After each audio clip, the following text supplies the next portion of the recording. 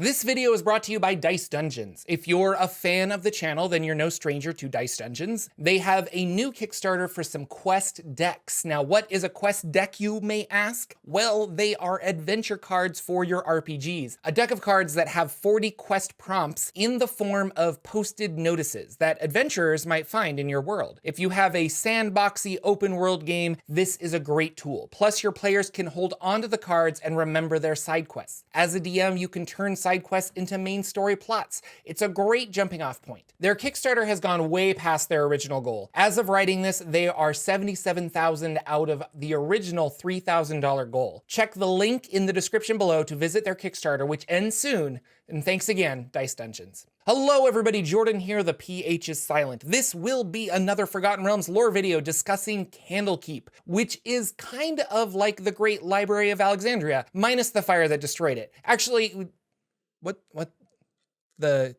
despite the widespread modern belief that the Library of Alexandria was burned and destroyed, the library actually declined gradually over the course of several centuries.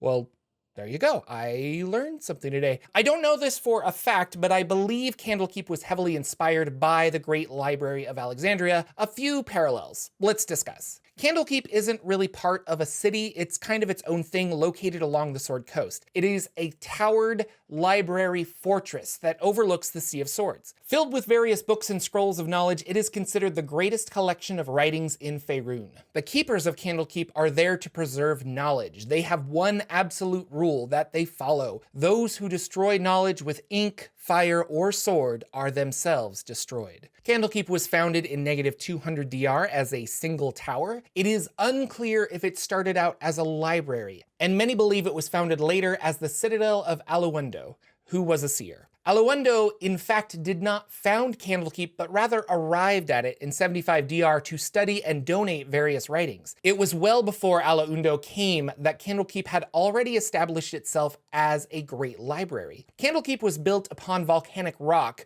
with catacombs beneath the fortress. Now, why do I mention Aluendo? Well, he became a famous resident of Candlekeep because of his visions of the future. A Nostradamus of his time, he wrote 9 volumes concerning the fate of the realms. Aluendo was born in -22 DR and died in 76 DR. He was the son of a minor trader from Kalimshan, and at the age of 20 started having prophecies concerning Faerun, and he started writing them down. Upon seeing a vision of his own impending death, he journeyed to Candlekeep to donate his prophecies. He arrived in 75 DR, as I mentioned, and died a year later from a plague. His prophecies were a range of well-organized and detailed thoughts to scribbled notes in margins. The monks who lived in Candlekeep were amazed at the accuracy of his predictions that in 82 DR they detailed the ones that had not occurred yet. A group of 30 monks have committed every prophecy to memory, and they take part in a never-ending chant of the unfulfilled prophecies, which has gone uninterrupted to the present day. When a prophecy does come true,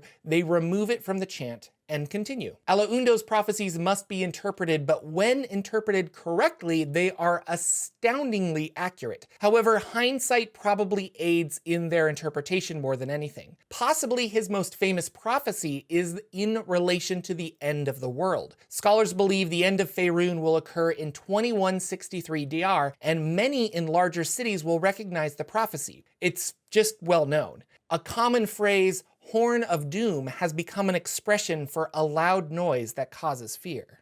When night all is almost at a close, there from the gate wall shall descend a serpent to blow a horn of doom at the graveyard kingdom of man.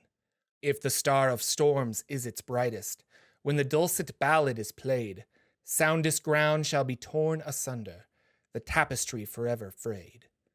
But if the raging king has failed to keep his 5 retainers true, come morrow the blessed sun will rise, and no chaos shall ill ensue. Entry into Candlekeep is tricky. The monks are there to preserve and protect history, lore, and knowledge, so not everyone is allowed entry. These monks are called the Avowed. Although friendly, they are suspicious of all visitors. Most of the Avowed have no magical powers, but a handful of them are lower-level wizards or clerics following deities of knowledge, Ogma, Savras, Denir, or Gond. Many of the monks of Candlekeep claim to be non-denominational, instead serving the pursuit and protection of knowledge. There are plenty of forbidden magics and dark rituals held within the walls of Candlekeep. The trick is finding them. For every piece of forbidden knowledge, there are hundreds of recipes or fictional novels. In order to gain entrance to Candlekeep, you must have a seal of a recognized powerful mage. This mage acts like a sponsor, so to speak, and if the visitor misbehaves, it comes back to that mage. Thus, invitations are given out to only the trustworthy. Also, a donation to the library is required. From 2nd edition D&D, a donation of a book no less than 10,000 gold pieces in value. Later lore suggests a missing book from the library is required. This fits with the current lore of Candlekeep, but the book presented doesn't necessarily need to be expensive or rare, just a bit of knowledge that isn't in the repository of Candlekeep. The gates of Candlekeep are 3 times the height of a human and built from a large, strange black metal that repels lightning and is immune to magical divinations. The latter protects all of Candlekeep from scrying wizards. Once admitted, visitors are known as Seekers and are allowed a maximum of 1 10-day stay within the fortress. Candlekeep also offers services for those willing to pay. Copying non-magical lore books so a seeker can keep it costs about 100 gold pieces, but could depend on the size of the tome. Magical spellbooks cost more and might be priced at thousands of gold pieces. Simple spells can cost about 25 gold pieces, with more complex spells being 150 gold pieces or higher. The sale of books is largely Candlekeep's main source of income. Also, there's a ghost dragon that is magically bound to Candlekeep, protecting the labyrinth of complex caverns beneath the fortress. Miriam is her name, and she has her own interesting story for another time. Your game might need a Candlekeep, either involving a quest or perhaps they just need knowledge. Descent into Avernus featured a brief interlude in Candlekeep. Perhaps you'll come across the chanting monks detailing a prophecy that is in fact your party's current adventure.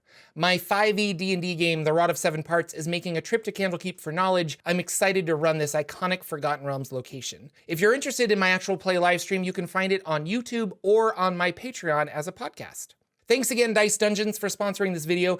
Be sure to check out their super successful Kickstarter, Quest Decks. They have a notice board deck, a For the Crown deck, and a sci-fi themed Into the Stars deck. Perhaps these decks could be your gift to gain entry into Candlekeep. Thanks for watching, everyone. I'll see you all in the next video.